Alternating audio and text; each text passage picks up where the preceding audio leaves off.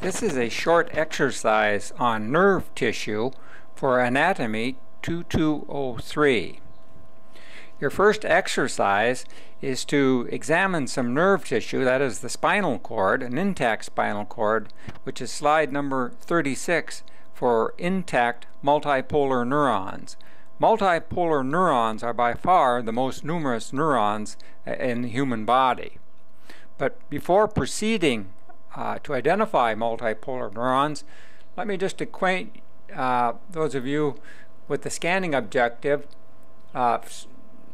to various subdivisions of a section of intact spinal cord.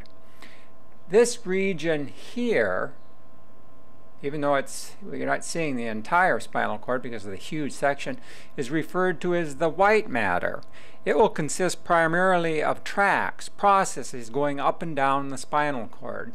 Now, if we go around this particular specimen, you'll see that it lies on the external surface of the spinal cord. So all of this material here is considered white matter, the white color because of the myelin that surrounds these nerve processes going up and down the spinal cord. Now, this central region, which sort of has a butterfly shape to it, if you look at the two wings, is referred to as the gray matter. And it is within the gray matter that these multipolar neurons that you're to identify are located. Very briefly, the spinal cord is organized into a dorsal horn region, it's referred to. So the dorsal root ganglion fibers come in here, and at that point, this is the ventral horn, and it's going to contain huge multipolar neurons that you will examine that take part in activities such as muscle control and muscle contraction. Here one can see a little connecting central piece, and this is what referred to as a central canal, and it's going to be lined by ependymal cells, as you'll see a little bit later. And this is the other side of the gray matter, the dorsal horn shown here. So you have fibers coming into this location, and the ventral horn with its huge multipolar neurons in this location, and then of course the axons exiting from these particular neurons to supply the various muscles of the body, for example, amongst other things. But even at this, with the scanning objective, one can see these huge multipolar neurons in the background, and that's what we want to examine at increased magnification. This is the ventral horn of that spinal cord specimen. This particular specimen was stained with pyridine silver to illustrate the items on this particular section. Here is a very large multipolar neuron. The cell body, or soma, is located at this location, sometimes referred to as the perikaryon. Here one can see the nuclear envelope, so this is the nucleus, nucleolus, and then you can see numerous processes extending from the cell body. Now, whether or not these are axons or dendrites cannot be determined at this particular juncture with this stain. In the background, these are all processes, axons and dendrites, coursing to and from the various multipolar neurons. And you can see there are clips of various multipolar neurons throughout the field of view. Now let's move the field just slightly. Oh yes, here's a much better one to get several side by side, and one can make out the soma or the perikarya quite easily, the centrally positioned nucleus, and occasionally one of these cells have a nucleolus. And of course the numerous processes extending from these huge cells. These are some of the largest cells in the human body. And you can see there are numerous examples for you to examine. Each one of these is one of these huge multipolar neurons, and what you're really seeing is the soma, the nucleus, the nucleolus, and then processes extending from these huge cells. If one were very fortunate, one may be able to tell the single axon extending from these neurons, remembering that the dendrites are multiple in nature, but there's only one single axon leaving these particular cells. This is a section through one of the multipolar neurons, just to give you an example of some of the things you can see with this pyridine silver preparation. Here we can see axons coming in that are actually going to synapse on this particular multipolar neuron. So this little process coming in, and you can see the synaptic bouton or terminal is this little dot sort of just at the edge of the pointer. Likewise, one can see another one if we look at this little strand coming in, and I pull the field in and out of focus. Each one of those little spots is one of these synaptic terminals. The little spot I'm looking at is right here, and you can see it connecting to that fiber as we go in and out of the field of view, because these sections are fairly thick. So these little dots that you can see around are actually the synaptic terminals ending on this particular multipolar neuron. This is simply another example of a multipolar neuron seen at very high magnification. Here one can make out the soma in much greater detail, the edge of the nucleus here, the nucleolus at the tip of the arrow. And one can also make out a huge dendritic tree here. We know this is a dendrite because it's multiple branched. You can see little synaptic boutons ending on it, surrounding the soma, as well as some of these dendrites. Some more dendrites up in this area. This is possibly an axon leaving this particular neuron right here, but it's a good guess, but it's not absolutely for certain. An additional example of one of these huge multipolar neurons seen at very high magnification. Once again, to point out the soma, here it is a little bit elongated, or the perikaryon, a huge dendrite going in this direction, a dendrite going in this direction, another dendrite going off in this direction, and perhaps an axon exiting at this point, but this is far from being proven. Note the size of this particular cell, crossing the entire field of view. Then, of course, you can see some of these little terminal boutons that are synapsing on its external surface. So spend some time with this slide. It's a beautiful example of large multipolar neurons. Your next exercise is to examine slide number 34, a macerated preparation of spinal cord. This means that the spinal cord has been torn apart and spread, and what you're to look for amongst all the debris and what have you are cells like this, these isolated multipolar neurons, so you can perhaps get a better view of its three-dimensional shape and the extent of the processes. So amongst all the debris and refuse you see, keep moving around your field with your scanner, because these are huge cells. Find something like this as indicated by the pointer, and then examine it at increased magnification. This is an example of a multipolar neuron in that macerated preparation as seen at increased or high magnification, showing you once again the soma or the perikaryon, the nucleus, the nucleolus, and then numerous processes, though we can't be sure really which is an axon and a dendrite. Because these are multiple coming off in branch, one assumes quite that they are dendrites, and that's probably true because they usually occur in groups. These two would be dendrites. Now where the axon is anyone's guess. These small nuclei you see scattered in the background in this particular preparation are those of glia cells. This is another example of one of these isolated multipolar neurons from that macerated specimen, showing again the perikaryon or soma, the nucleus, nucleolus, and then numerous processes, these of which are dendrites.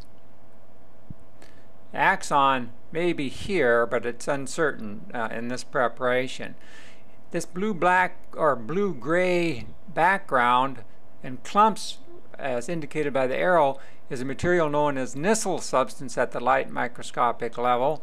And this is, in fact, in reality, clumps of rough endoplasmic reticulum.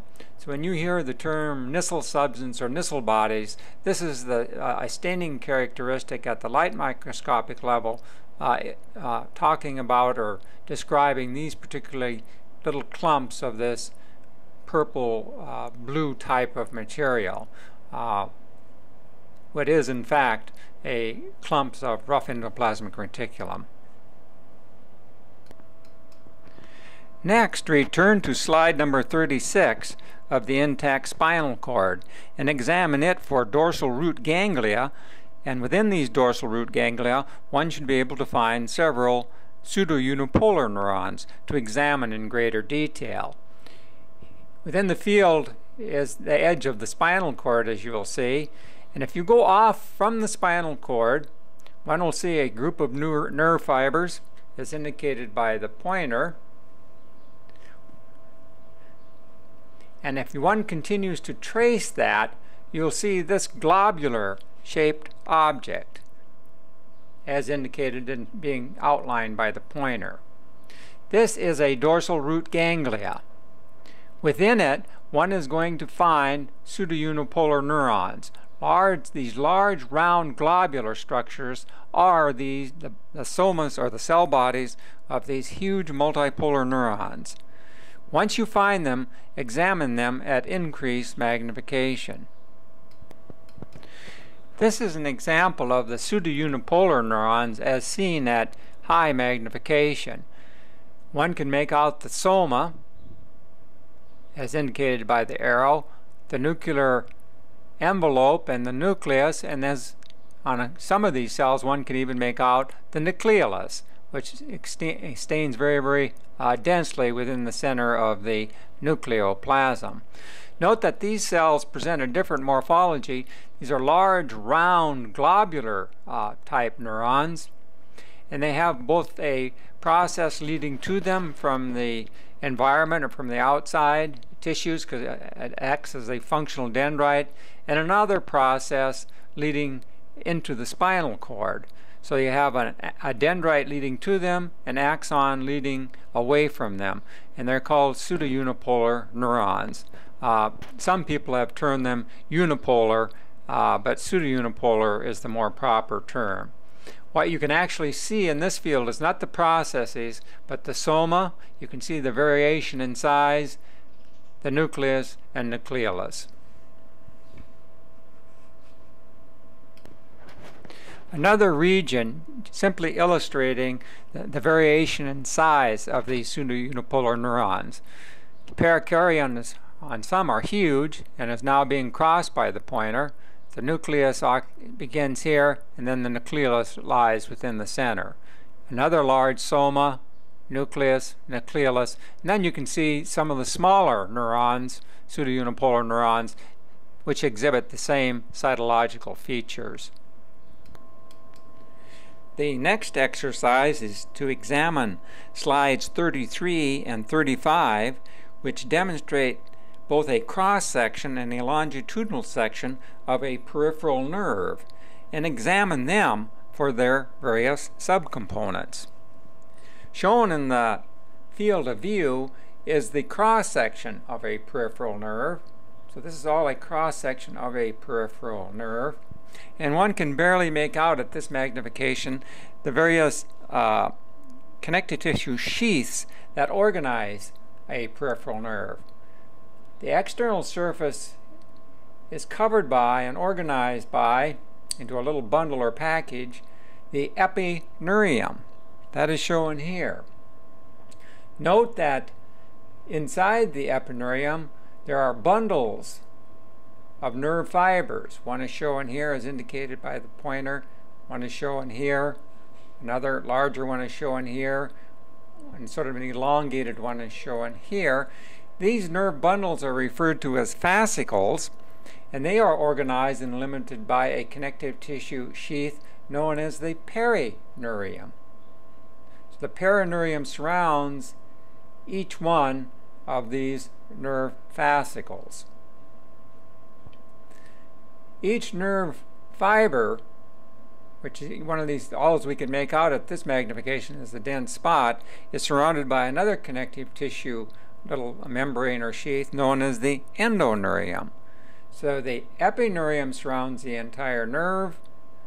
A perineurium surrounds the nerve fascicles or bundles of nerve fibers, and individual nerve fibers are limited by an endoneurium. Let's examine these features at increased magnification. This is the edge of the peripheral nerve as seen at increased magnification. This structure here in connective tissue membrane is the epineurium, and if one then courses, moves the field a little bit, you can see another strand of connective tissue that's limiting the boundaries of a collection of nerve fibers. So this connective tissue membrane has to be the perineurium, and within the fascicle itself one can see strands of connective tissue around individual nerve fibers, such as shown here, here, and here. So this type of connective tissue is the endoneurium. You can see it's a pretty small fascicle, the one that I chose. And each one of these larger nerve bundles is limited and organized by endoneurium, perineurium, and then the entire nerve being surrounded by the epineurium here. So epineurium, where the tip of the pointer is, perineurium, fascicle, nerve fascicle, endoneurium, in between individual nerve fibers. And this is that same nerve fascicle as seen at very high magnification. This would be an individual nerve fiber from here to here. And what is being shown is at the tip of the arrow, this dark region is referred to as the axis cylinder of the axon, though you can't be sure whether or not this is a dendrite or an axon. So that's why this term axis cylinder is oftentimes used. This halo of material around it is where the myelin of these myelinated peripheral nerves once was, and so there's a space there, but oftentimes it's referred to as the myelin sheath, even though it's been dissolved away due to processing. And then the neurolemmal sheath is this little hairline around it. That is the cytoplasmic remnant of that Schwann cell membrane, a membrane made up of Schwann cells known as the neurolemmal sheath. So axis cylinder, where the myelin sheath was, and then the neurolemmal sheath made up of Schwann cells, being this very thin line. And you can see it repeats itself over and over again in this particular preparation. Having examined slide 33, move on to slide 35 and examine similar features. This is a high-power view of a nerve fascicle from slide 35, which illustrates perhaps a little bit more crisply an additional feature. First of all, each of these, as you'll recall, is a nerve fiber. The axis cylinder here, the myelin sheath, or where it once was, that space, and then the neurolemmal sheath made up of Schwann cells, this little hairline at the very tip of the pointer. Now, more obvious on this particular preparation are the nuclei of Schwann cells as seen in cross-section. So each one of these nuclear profiles scattered within the field are those of Schwann cells, and it is the Schwann cell that makes up the neurolemmal sheath, and in myelinated nerves lays down the myelin. And here you can see a Schwann cell kind of curved around this particular axis cylinder, and its cytoplasmic process extends around such as this. Having once seen these cross-sectional profiles identifying a nerve fiber, its axis cylinder, endoneurium, perineurium, and epineurium, and the Schwann cell nuclei, then examine the longitudinal section of this peripheral nerve for these similar features. Now this is a region of slide number 33 that has a longitudinal section of a peripheral nerve. And what it is used to demonstrate primarily is, once again, one can see the axis cylinder cut lengthwise along its length, coursing here. And you can see the neurolemmal sheath, that little hairline that we noted before, pinches in at this particular point. So this structure is known as a node of Ranvier. Another one is shown here. Another one is shown here. And the axis cylinder crosses between from one side of the node to the other. So each one of these profiles here is a node of Ranvier, and it marks the end of a Schwann cell cytoplasm. And on the other side, another Schwann cell then picks up and takes over the myelinization of this axis cylinder at that particular point. So what you end up with is a series of sausages made up of lipid along an axis cylinder, each of these little sausage links, called an internode, being maintained by a single Schwann cell. Where these Schwann cells come together is known as a node of Ranvier, and that's a pretty good example in this type of a preparation shown here. One should also look for these on slide number 35, though I won't demonstrate them again at this particular time. This is an example of a peripheral nerve, but from a specimen that is not in your slide box, just to illustrate the myelin sheath and the nodes of Ranvier that you were looking for more or less in artifactual form on the H&E types of preparation. This is a node of Ranvier here. Another one is shown here. This black material is that lipoprotein material, that insulating material known as myelin. Another node can be seen here, another node of Ranvier here, and its surrounding myelin sheath that is maintained by the Schwann cells. And if one moves this specimen up a little bit further, several other nodes can also be made out. One shown here, another one here. So this would be the length of an entire Schwann cell in this particular case.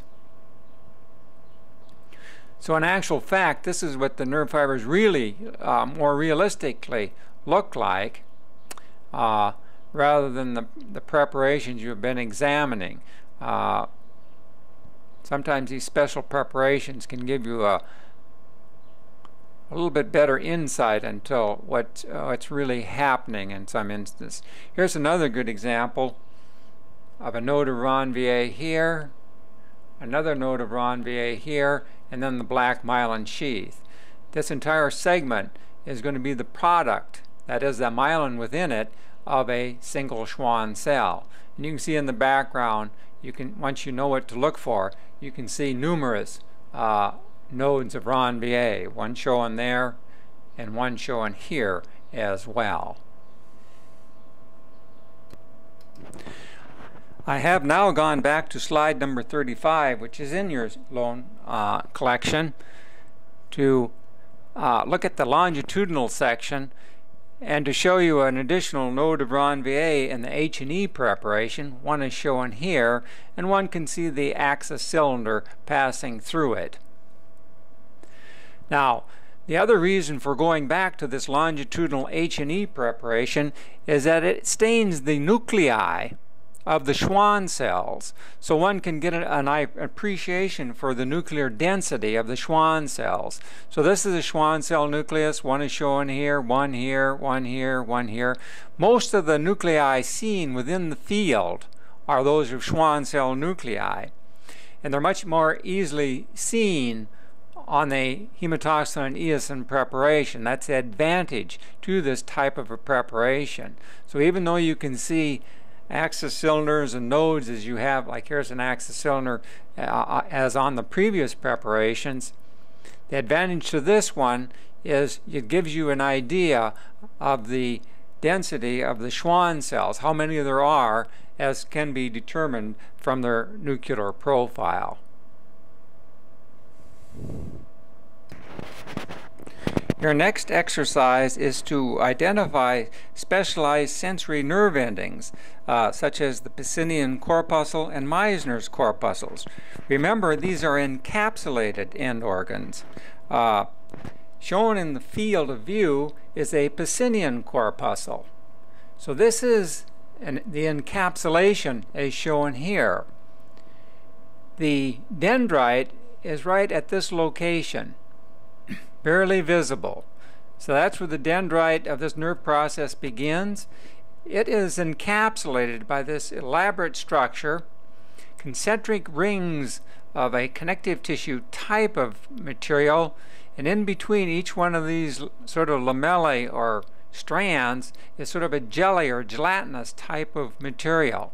So this entire encapsulation, some of which can reach the size of a match head, is the encapsulation known as the Pacinian corpuscle. So this entire structure is sort of an oblique section through a Pacinian corpuscle.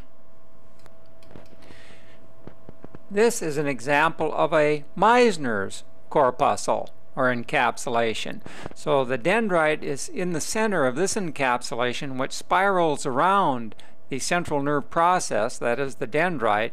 And again, once again, these connective tissue wraps are associated with a gelatinous type of material.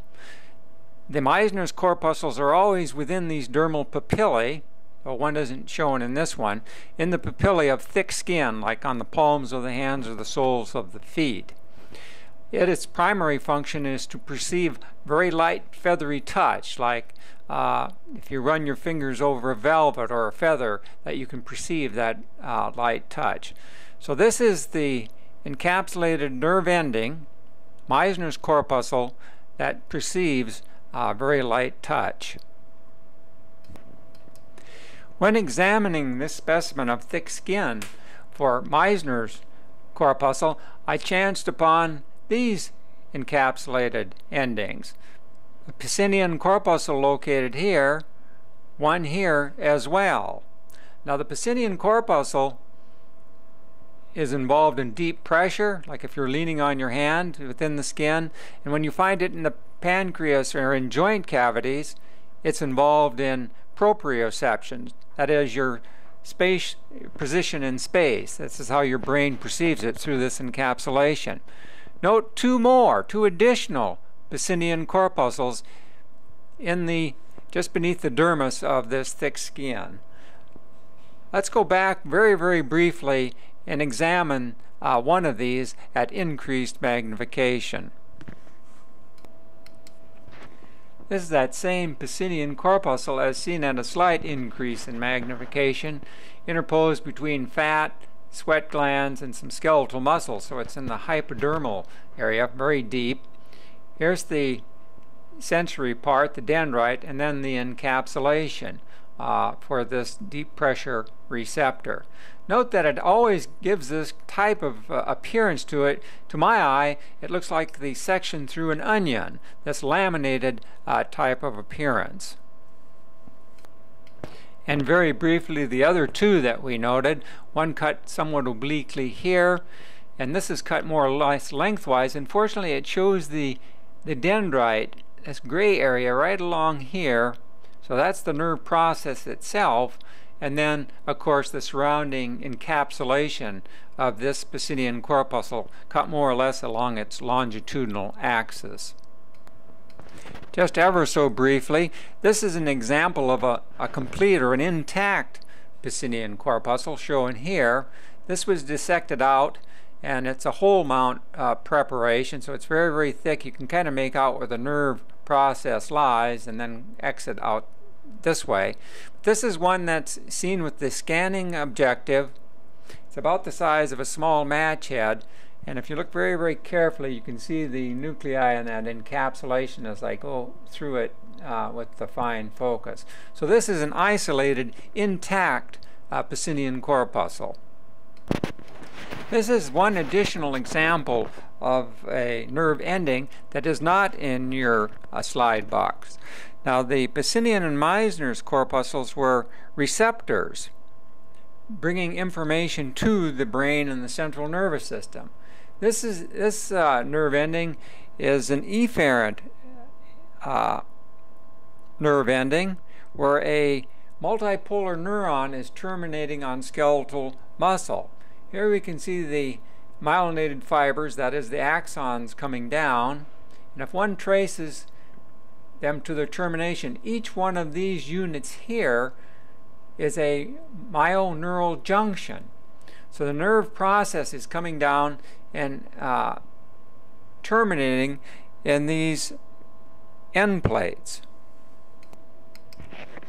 So these are in fact motor nerve endings forming a neuromuscular junction in which the information passing down the nerve fiber is then transmitted to each skeletal muscle cell or fiber as shown here, and due to that stimulation the muscle fiber then can contract. So this is an example of this myoneural junction, a specialization with the motor, the efferent nerve endings.